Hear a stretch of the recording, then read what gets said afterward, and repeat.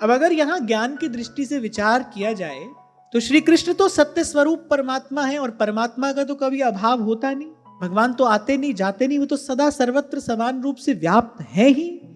किसके लिए उदास हो रहे हैं ये किसके लिए निराश हो रहे हैं, ये किसके विरह में व्याकुल हो रहे हैं? भगवान तो भाई था, है और रहेगा। आद सच जुगाद सच, है भी सच नानक होसी भी सच। फिर ये विरह, ये व्यथा किसके लिए है?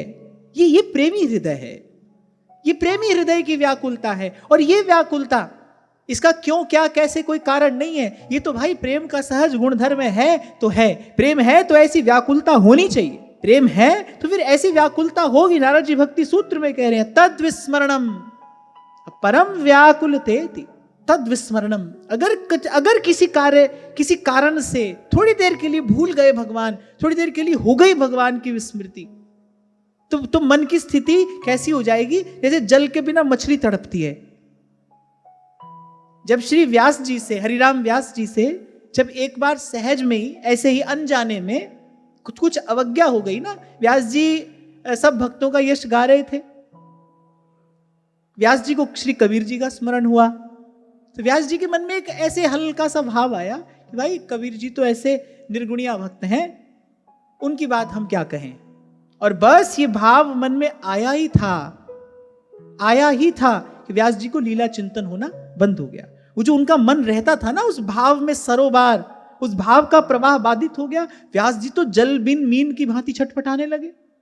सब पूछ रहे हैं क्या है, आपको कोई कष्ट है, कोई रोग है, आपका शरीर तो स्वस्थ है? बोले सब ठीक है, मेरे हृदय की व्यथा केवल मेरा गुरु जानता है, वो समझेगा। दौड़कर गए श्री महाप्रभु जी के पास।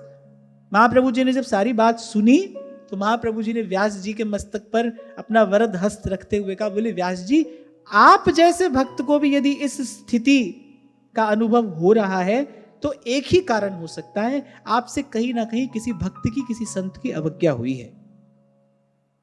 विचार करिए। व्यास जी ने जब विचार किया तो महाप्रभु जी से कहा, महाप्रभु जी मुस्कुराए, बोले जाइए, जिनकी अवज्ञा आपसे हो गई, बोले उन्हीं की प्रार्थना करिए, उन्हीं से प्रार्थना करिए। भगवान के भक्त बड़े दयालु होते हैं, वो आप पर अनुग्रह करेंगे। व्यास जी बैठ गए जमुना किनारे जाकर, श्री कबीर जी का स्मरण किया। कबीर जी ने मुस्कुरा कर कहा, बोले कौन सगुण का भजन करेगा और कौन निर्गुण का भजन करेगा? बोले इसका निर्णय संत या भक्त नहीं, इसका निर्णय तो प्रभु करते हैं।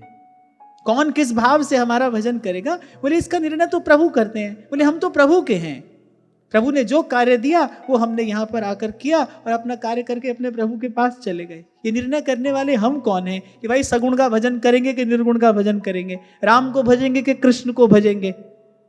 बोले ये निर्णय हम नहीं करते, निर्णय तो प्रभु करते हैं, ये तो प्रभु का निर्णय है। संत सभई गुरुदेव है। तब व्यास जी को अनुभूति हुई और व्यास जी ने कहा, आदि अंत और मध्य में रसिकन की यह रीत, संत सभय गुरुदेव है, व्यास ही यह प्रतीति। खैर मैं ये बात यहां इसलिए कह रहा था कि यदि एक क्षण के लिए भी उस चिंतन में कोई बाधा उपस्थित हो जाए, वो भाव का प्रवाह यदि बाधित हो जाए, तो वो हृदय रह नहीं सकता। अरे उसके लिए तो जीवन धारण करना कठिन है। और कभी श्री कृष्ण की कृपा से मैं कहूं, क्योंकि और तो कोई साधन इसमें है नहीं, कभी श्री कृष्ण की कृपा से अगर हृदय को यह अनुभूति हो जाए ना कि किस भाव में श्री चैतन्य महाप्रभु ये बात कहते हैं, शून्यायितम जगत सर्वम श्री कृष्ण विरहेण में, श्याम बिना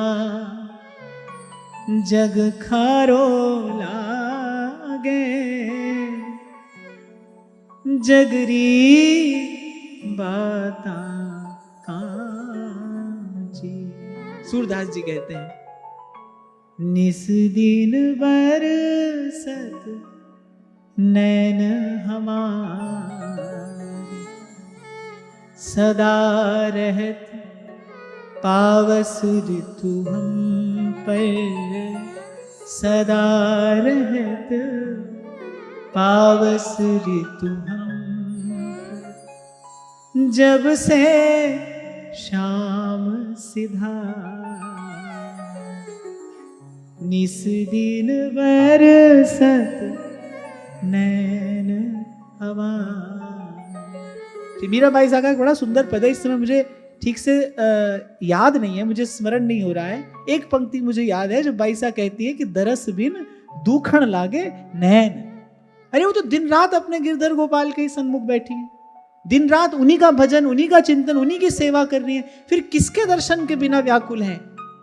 प्रेमी अनन्य भजन ना हुई, जो अंतर्यामी भजय मन में। बड़ी बड़ी सूक्ष्म बात, प्रेम देश की बड़ी सूक्ष्म बात सेवक जी ने यहां कही है। तो अपने आप को प्रेमी कहने से पहले इन सब बातों का विचार करना चाहिए। ये जो सब कहा जा रहा है, ये जो भक्त हृदय की जो स्थिति यहां बताई जा रही है, इसका विचार करना चाहिए।